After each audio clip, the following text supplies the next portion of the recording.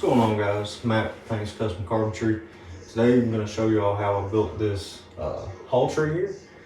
Pretty easy DIY. You can do it with simple budget tools, miter saw, circular saw, and a sander. So here we go.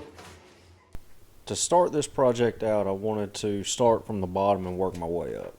So I knew I wanted to put this in the mudroom, and I wanted it to be 43 inches wide at the most, and then 7 feet tall. And I wanted the bottom shelf, or the bottom seating area, to be right at 18 inches tall, kind of like your average dining chair or bench. And then I wanted the top shelf to be a little bit shorter so we can put shoes, baskets, dog stuff, whatever in the bottom. And then the top can be more for decoration, and it'll have hooks to where we can hang the dog's leash, all that kind of stuff, or if we want to put jackets and coats over there. So I'm using the Makita 36-volt track saw here, but like I said, you can use a circular saw, no problem. Craig makes an awesome jig that you can put any circular saw into, and I think it's called the Craig AccuCut, and I used it for about a year, and it just makes ripping the long sheet goods real simple with a circular saw. And here I got the bottom, went over to the table saw, and I always use these Jessam guide rails, and you can see I'm just calibrating it to the 3/4 inch Baltic birch that I used, and it just pulls everything in. What it does is those rollers pull the boards down and into the fence, and it's just a safety, and it makes it to where you can do it one person way easier. And like I said, if you don't have a table saw, track saw, miter saw, whatever, you can literally do this entire build with a brad nailer, a drill, circular saw, and a sander. But I do have the table saw, so I broke it out. So I will have a list about all the materials I used in the description. For the base and the top shelf, I used 3/4 inch Baltic birch.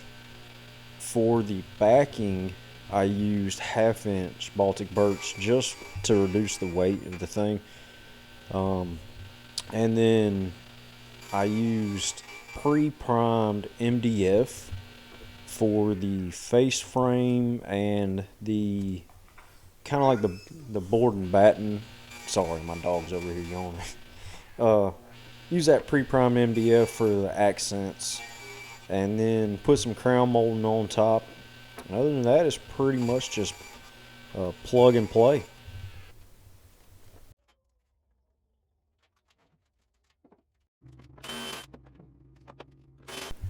Little side note, who doesn't love a good pocket hole? A little tip for you guys is go get either brass bars or Craig setup bars. They're perfect for routers, setting your depth on the table saw, and getting your cuts perfect. It's so much more precise than trying to do it with a measuring tape. So anybody doing this at home, you can do this with a circular saw as well.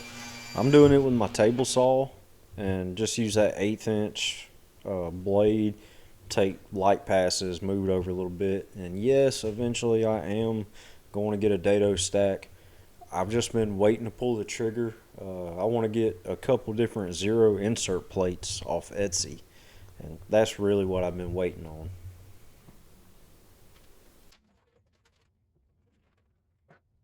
Alright guys, if y'all do any kind of cabinetry or boxes, let me know what y'all think the best way is to get everything 90. I have found these little red L-shaped clamps on Amazon, and they're pretty good. What they do is, if you can see right there, you just put them on the edge, make sure the board's 90, and then you screw in both clamps on the top or vertically and horizontal. It's supposed to pull everything in. I've seen a couple of different methods. If y'all know any others, let me know what y'all think. And all I'm doing right here is I'm setting up a couple spacer pieces. That way, when I'm putting in that floor piece that I'm doing now, I don't want the face frame to have a lip. I want the bottom shelf to be flush. And if you see right here, if you pay attention, you'll see that the dado is actually upside down. And that means I put the dado on the wrong side of the board. And yes, I go ahead and construct the whole thing without even realizing it, which you'll see in a second.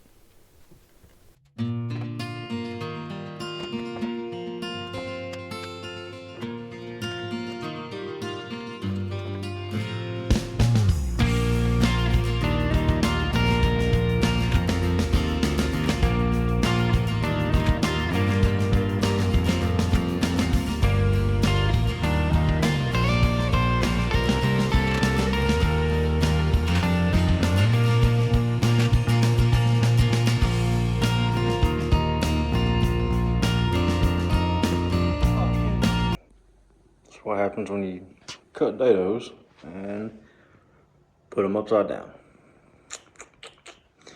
Yep. So just to be clear, this is the look of defeat. And you can see I'm sitting here trying to contemplate what I'm going to do.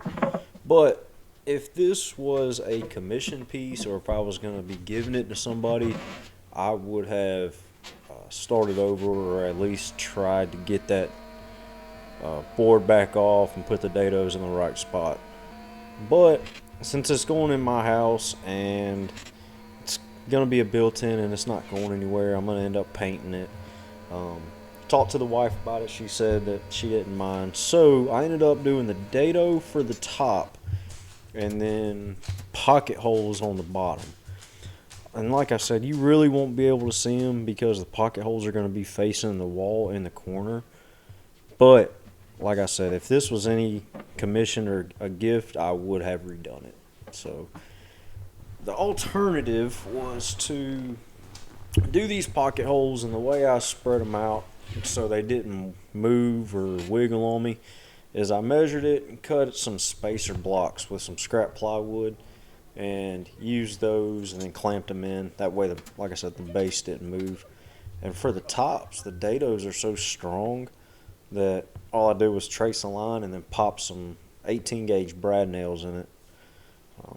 And here you just see this is the pre-primed MDF, and it was pretty cheap. I could have used like select pine or even premium pine, but it's still pretty pricey down here in Georgia.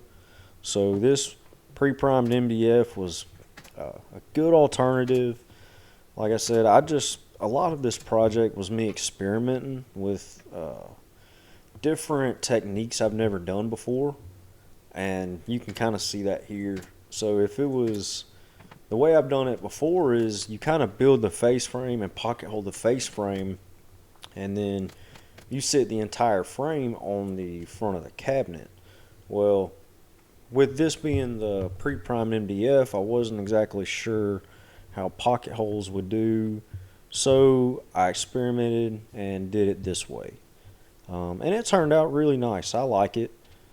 I went back and got some wood filler and putty and made sure to fill in all the little brad nail holes, any kind of scuffs, marks, and I puttied the base or the bottom shelf. That way you couldn't see that there was any kind of lip. I wanted it to be flush. That way if you're getting your shoes in and out, it's not going to catch. And like I said, I was trying to keep this as budget friendly as possible.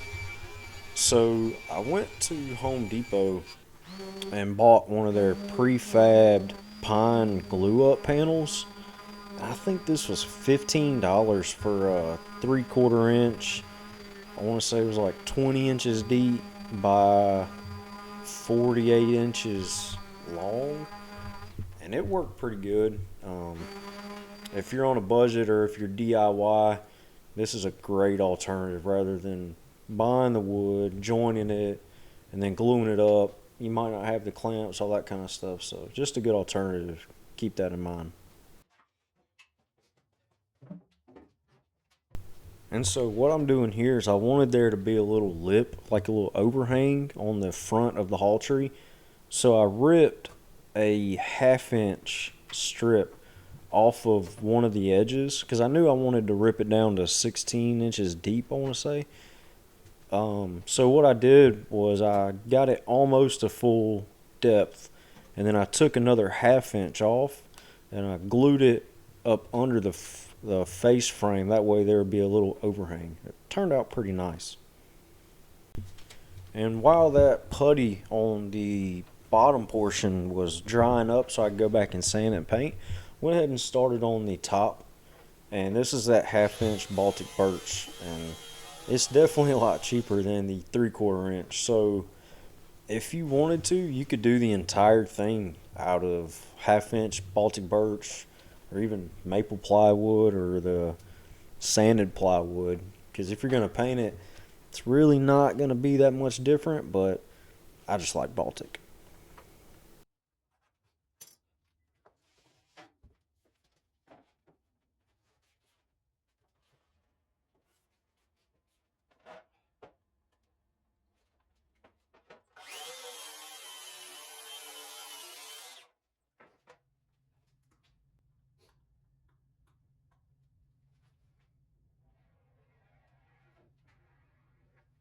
Alright guys, before y'all jump on me about why I didn't pocket hole the top like I did the bottom, for one, I don't like pocket holes for 3/4 inch material going into 1/2 inch material.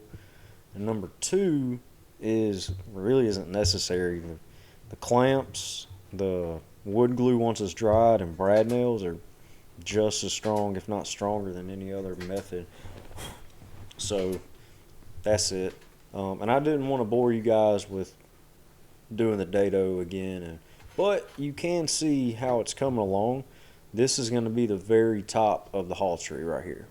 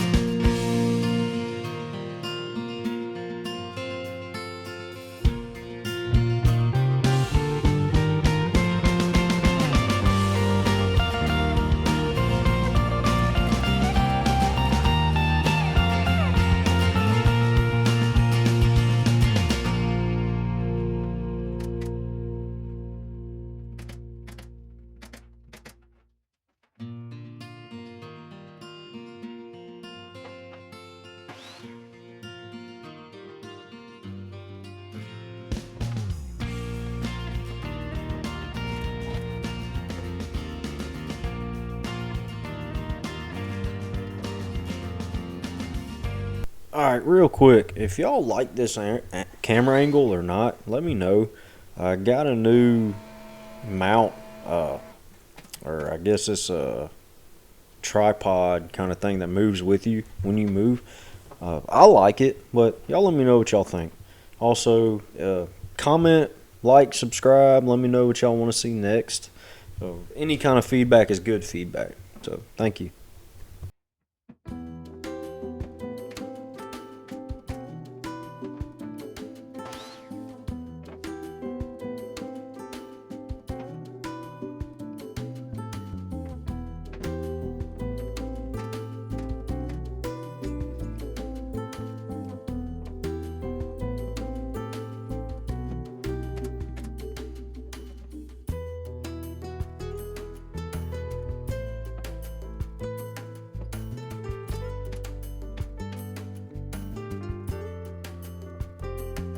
Alright, so pay attention right here. Here's an important part. This is the only spot where I use the pre-primed 1x3 on that top right there. Everything else is 1x2 and 1x4 pre-primed, but the 1x3 is important on that top piece for the crown molding.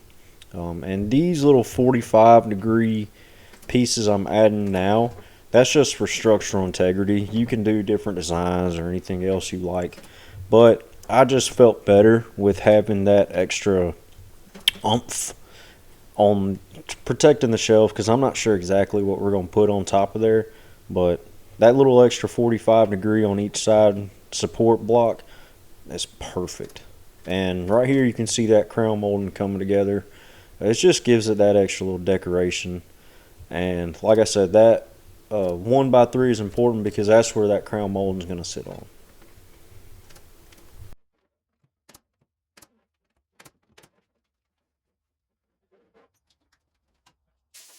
So after everything was dry, all the glue was dry, Brad nailed everything in, I went back and put some white caulking just in all the different cracks and crevices. Just makes it look nicer in my opinion. You don't have to do this by any means. It just gives it a nicer finished look after you paint it. And of course you want to go back with some wood putty and fill any gaps or holes from those brad nails. But I just think the caulking gives it a little bit nicer finish. And as much as I hate painting, I'm sure the only thing worse is watching a YouTube video of a guy paint. So I'm not going to make y'all sit here and watch me paint this whole thing. But I will say, hand painting and roller painting this thing was miserable. Just because there's so many cracks and crevices and angles in this. If it was me and if I ever get commissioned to build this again, I'm definitely either going to buy a sprayer or I'm going to go to Home Depot or Lowe's and rent one. Trust me, for the $30-$40 it is to rent it, or $100 it is to buy a Homewright or Wagner, it is well worth it, because it took me probably 3 to 4 coats of this dark blue, and just sitting there hand painting and rolling this entire thing took forever. So that's just a little tip for y'all. If y'all have watched any of my videos before, you'll see anytime I'm going to stain pine wood, I use this Minwax pre-stain conditioner. And this stuff is like magic, y'all. It makes it to where your stain comes out so much cleaner and nicer. If y'all have ever stained pine before, you know it can come out real blotchy. Different boards of the same stack of lumber can take the stain different, just depending on where it was in the tree, the moisture content, so many variables, especially with this soft pine. Get some of this pre-stain conditioner. It's like $15. It's Minwax. All you have to do is apply it with a thin brush or a rag, and leave it on there for 30-40 minutes, let it dry, come back, stain it. Makes it so much better. And I just finished this with 4 coats of spray-on lacquer. It's not going to get a whole bunch of wear and tear, so I think lacquer is going to be perfect for this.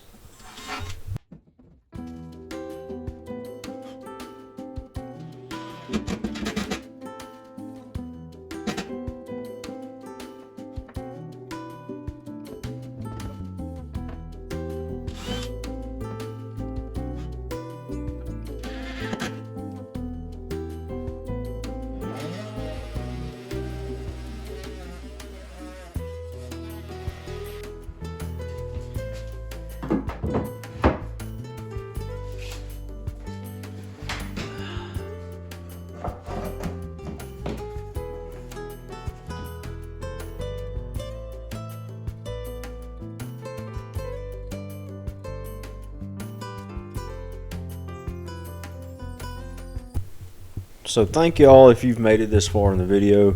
I do want to add, you can see right here there's no backing on that. You can see the wall.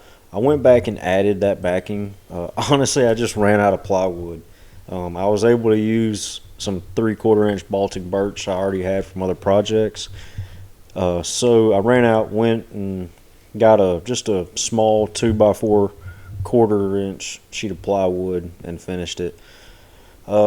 And all you do to attach this, the base and top aren't attached to each other. So the base you put in, I built it in, did the quarter round around it, and then you literally just bring the top, set it on top, and then drill it into the wall, guys. It's that simple.